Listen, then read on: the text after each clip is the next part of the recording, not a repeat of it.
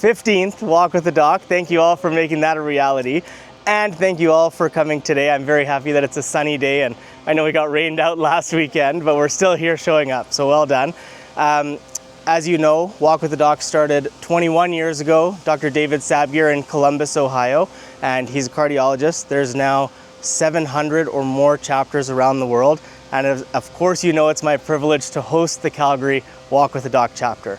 I am Dr. Khimji. My mission is to help all of you with three things: become your happiest and healthiest self, manage, prevent, and reverse chronic diseases, and optimize your mental and emotional well-being.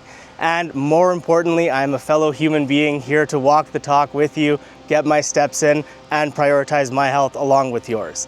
So let's dive into today's health talk, which is going to be about obesity and weight management. Now, I know that's the topic, but I actually want to share a story about blood pressure first. So maybe we do a bit of a role reversal here. I'm going to say you guys are Dr. Khimji, or you guys are my doctor, and I'm your patient. And so I come to you for a visit, and you take my blood pressure, even before I see you. And then I walk in the room with my own agenda, but then you guys say, as my doctor, "Hey Hussain, your blood pressure was really high. What's going on?" And maybe we talk about it, and maybe my life is full of stress and it's pretty sedentary, which means I'm sitting a lot, not really moving, not exercising. And because I'm so stressed, I don't have time to eat healthy, so I'm ordering out a lot, which means I'm eating a lot of sodium, which is high blood pressure. And then I smoke a lot of cigarettes to take the edge off, so that also contributes to my pressure. And I drink a lot of coffee, so that might increase my blood pressure. And I don't really sleep, and so then you kind of go as my doctor, "Hey, well, you have high blood pressure, we should look into this." And maybe I come back in a month and you check again, or we do the appropriate testing like a 24-hour cuff, or do some home readings for a week. And I keep coming back with high blood pressure. Eventually you as my doctor will say, "Hey, let's try to make some changes. Can you manage your stress?" The things I try to say.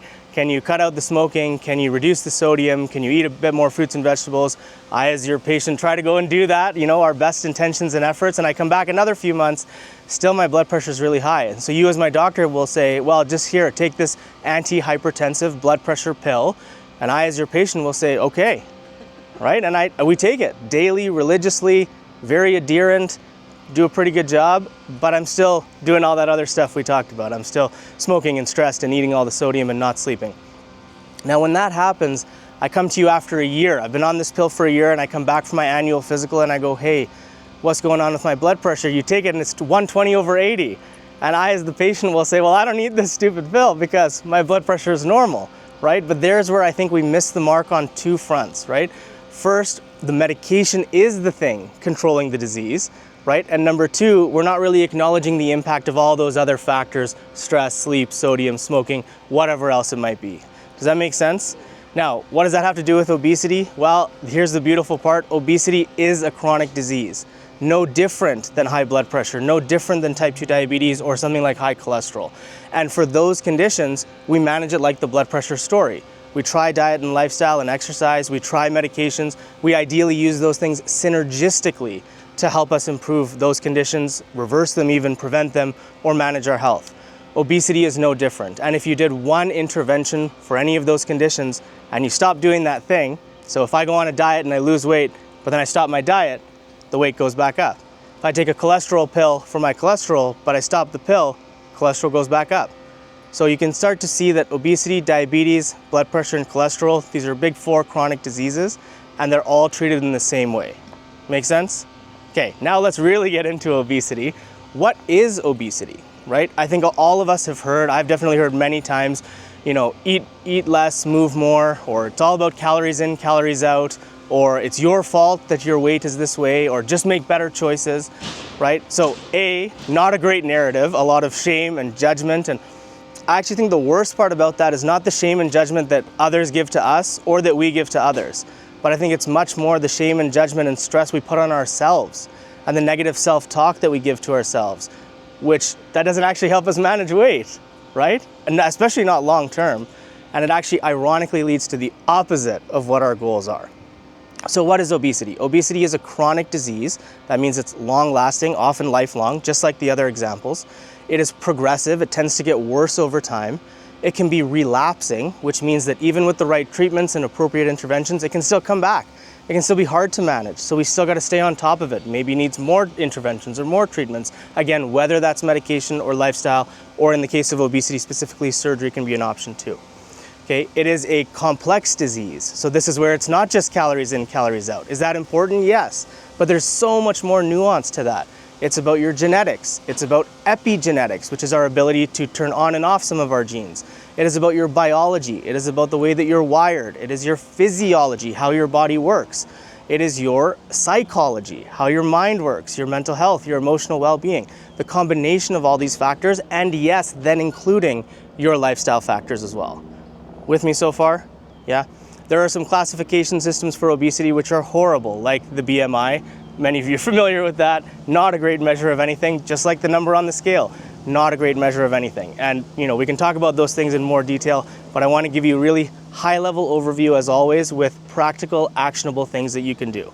Right before we get there, I want to talk to you about the invisible factors when it comes to obesity. And this is where the controversy online is, and the mix between misinformation and evidence-based information really happens. So people online say you should do better, shame, judgment, stigma, bias, guilt, stress, not effective and not true, right? Where we really want to focus is those factors I mentioned. So how does genetics or biology play a role? Genetics, what we're born with, the parts that we cannot change, will influence things like your appetite regulation, your energy regulation, your fat storage, your metabolism. How those systems in your body are regulated and controlled is directly impacted by your genetics. I also mentioned epigenetics. So epigenetics, I try to think of like a string of Christmas tree lights, like each individual bulb. Think about those as each bulb is a gene. And you can have some bulbs that are turned on and some bulbs that are turned off.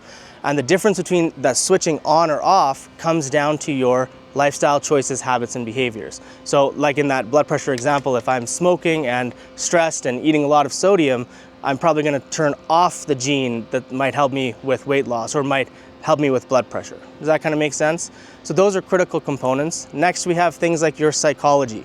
I like to think about this in two ways. Individual psychology, so again, we talked about that self-talk that we all have, but also things like the complexities of behavior change and how difficult it is to try to do something in a different, positive, healthy direction.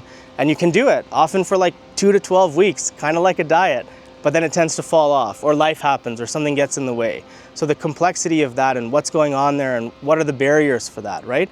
And the other part of psychology is societal and social, right? As human beings, we want community, we want connection. Those are positive, good things, and we want to fit in.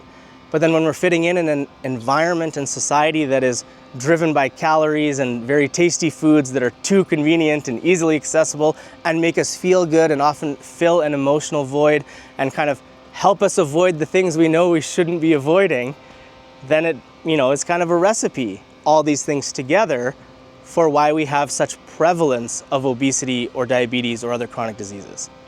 Good? Makes sense? One quick note on prevalence. Prevalence just means the amount of the population that struggles with the condition. 30% of Canadians, and these are a couple years old, these statistics, 30% of Canadians have obesity. Close to 30% of Albertans have obesity. 2/3 of Alberta, yeah, it's a big problem, I agree. 2/3 of Alberta is either overweight and or has obesity. And for Southern Alberta, 50% of Southern Alberta is approaching obesity. Yeah, significant. So this is a very relevant topic that affects most of us, okay? All right, I want to talk about management. Here are your actionable, practical strategies and tips and tricks. One of the most common things I hear is people tell me, but I want to manage my weight myself. Or there's that phrase we say in our head, but I should be able to do this alone. And I have been there, I get it. It is very frustrating and annoying and irritating because we know what we need to do, right? You don't need me to tell you to eat fruits and vegetables instead of fast food. You know that water is the best beverage compared to other things. You know that sleep is important. You know that coming here and walking and exercising and building community and connection is important. You know that drugs and alcohol are things we shouldn't be doing. That part's not the rocket science, right? But we struggle to do those things.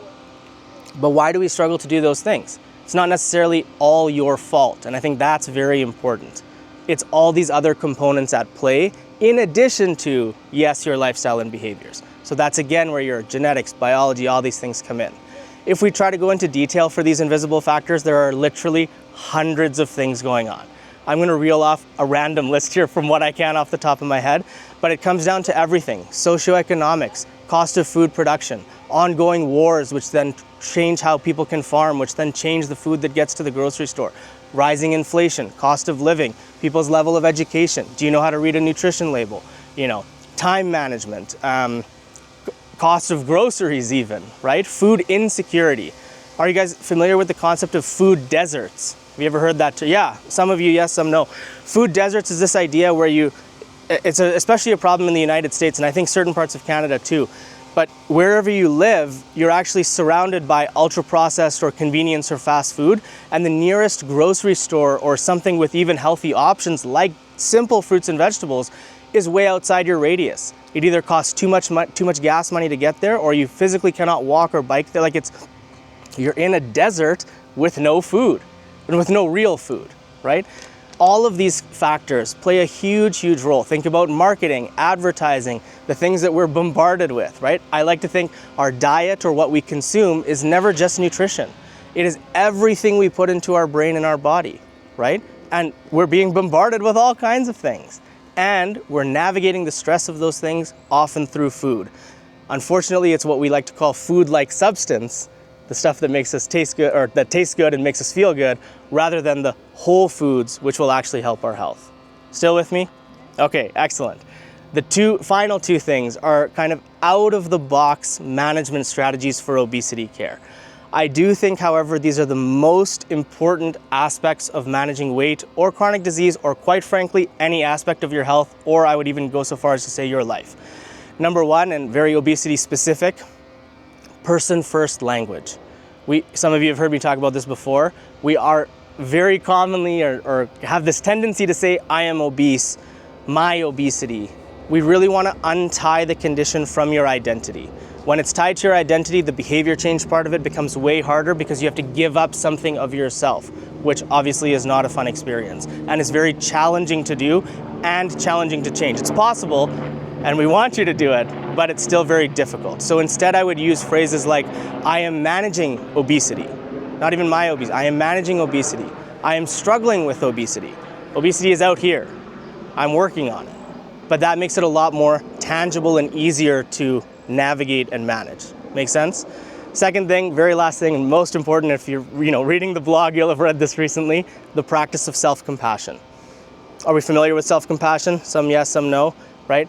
Compassion, all of you are nice people. I have the fortune of knowing you, so I know that. And I'm sure you would describe yourselves as nice people and kind to others, right? And the ability to be empathetic with and towards others and lend a listening ear or a helping hand. I know all of you would, and many people would. But often it's the nicest people who are not actually self-compassionate. Why is it that we don't treat ourselves with the same love and kindness and compassion that we give to the people that we love? Does that make sense? Self-compassion when it comes to obesity is critical. If I'm treating myself poorly, if I'm beating myself up, if you're negative, if you're talking to yourself poorly, if you say to yourself, well, I gained 2 pounds overnight, therefore I'm a failure, that's not gonna lead you to exercise and eat better and even seek care, right? It's actually gonna drive more of that stigma, shame, judgment onto yourself, bias, all that negativity, which is something then we need to cope with. And whether that becomes drugs or alcohol, for a lot of people today, whether that becomes food, again, the food-like substance, the unhealthy, ultra-processed foods that taste good and are convenient and accessible, that make us feel good, then we kind of keep fueling that cycle, right? And by the way, if you struggle with binge eating or you eat all those foods, what do you feel right away or after? Not good, right? Because again, you know the answer, you know I shouldn't be doing this.